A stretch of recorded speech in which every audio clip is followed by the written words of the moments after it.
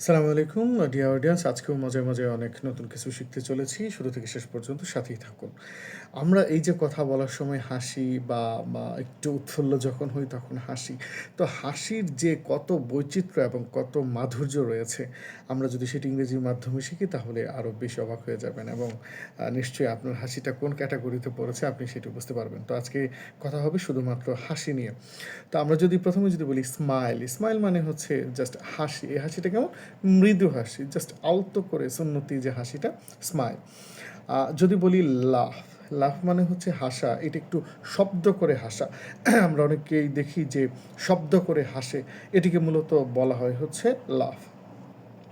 যদি বলি ইংরেজিতে থিয়েটার, ঠিটা এটা অর্থ হচ্ছে মূর্খ হাসি বা খিঁচুনি মার্কা হাসি। কিছু মানুষ রয়েছে একটু যখন হাসি যখন দেয় তখন মনে হয় যে খিঁচুনি পাচ্ছে, হ্যাঁ, বা হাসির মধ্যে একটা মূর্খতা আসলে প্রকাশ পায়।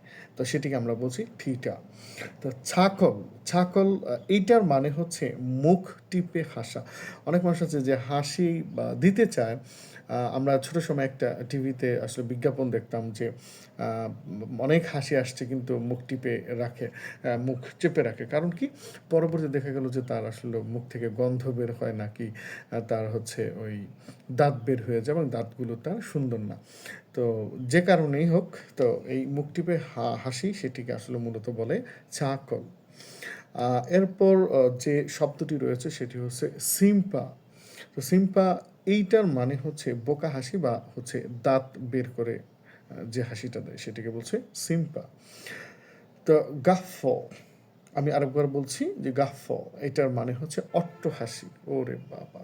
অনেক মানুষ রয়েছে একেবারে গাফফ, এমন হাসি দেয় যে আপনার কয়েক কিলোমিটার দূর থেকে হয়তো এটা আসলে শোনা যায়। তো যদিও এই ধরনের হাসি নিষেধ রয়েছে ধর্মীয় দৃষ্টিকোণ থেকে।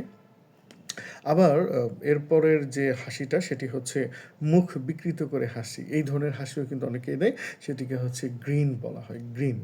তো গ্রিন মানে হচ্ছে মুখ বিকৃত করে হাসি। আচ্ছা, স্নিগা, স্নিগা এটার মানে হচ্ছে চাপা হাসি, স্নিগা।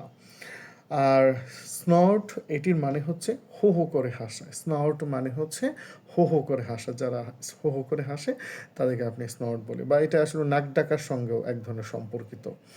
যদি হাসিটার সাথে বা নাক ডাকা এটি অর্থে কিন্তু স্নর্ট ব্যবহৃত হয়।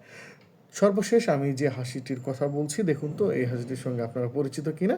সেটি হচ্ছে ফিক ফিক করে হাসা বা খিলখিল করে হাসা। তো এরকম ফিক ফিক বা খিলখিল করে যাদের হাসে সেই হাসিটার নাম হচ্ছে গিগল। তাহলে গিগল মানে হচ্ছে ফিক ফিক বা খিলখিল করে হাসা। তাহলে আপনি কিভাবে হাসেন এবং আপনার সেই হাসিটা কোন ক্রাইটেরিয়ার মধ্যে পড়ে সেটি কমেন্টস বক্সে লিখুন। ভালো থাকুন। আজকে এই স্মাইল মার্কা হাসি পর্যন্তই। Thank you so much. আসসালামু আলাইকুম।